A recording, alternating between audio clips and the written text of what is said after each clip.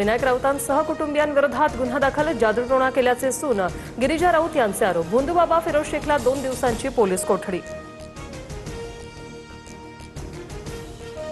विनायक राऊत कुटुंबियांकडून सुनियोजित घात, लग्नानंतर 7 वर्ष छळ केला. राजकीय पार्श्वभूमीमुळे तेव्हा तक्रार केली नाही, सून गिरिजा राऊत यांचे आरोप.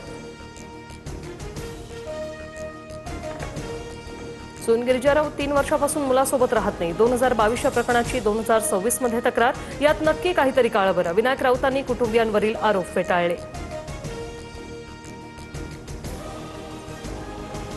विनायक राऊतांचा विषय हा कौटुंबिक, मात्र ठाण्यात गुन्हा दाखल होणं हे संशयास्पद. संजय राऊतांकडून शंका व्यक्त. तर या प्रकरणात पारदर्शक चौकशी होणार, गिरीश महाजनांची प्रतिक्रिया.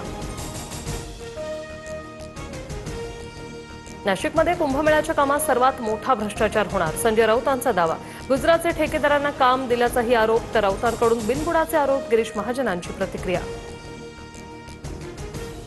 नगरसेविका राजुल पाटील ठाकरेंच्या सेनेपासून अलिप्त. आदित्य ठाकरे यांनी बोलवलेल्या बैठकीला राजुल पाटील गैरहजर. वडील संजय दिना पाटलांच्या बंडखोरीनंतर गैरहजेरीमुळे चर्चांना उधाण.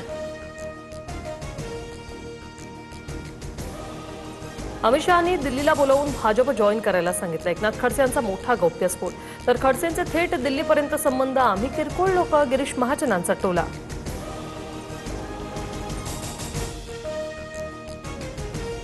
मुळशीतील दुर्घटनाग्रस्त इमारतीतून सर्व 9 मृतदेह बाहेर काढले. अखेर 83 तासांनी शोध मोहीम थांबवली. दुर्घटनेतून एकूण 14 कर्मचारी बचावले.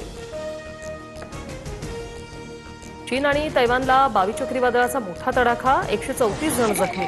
तर 20 लाख लोकांचं स्थलांतर. खबरदारी म्हणून विमानांची 650 उड्डाणं रद्द.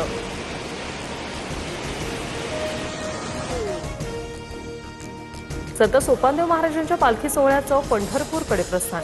टाळ मृदुंगाच्या गजरात सासवड नगरी दुमदुमली. वारकऱ्यांची मोठी गर्दी.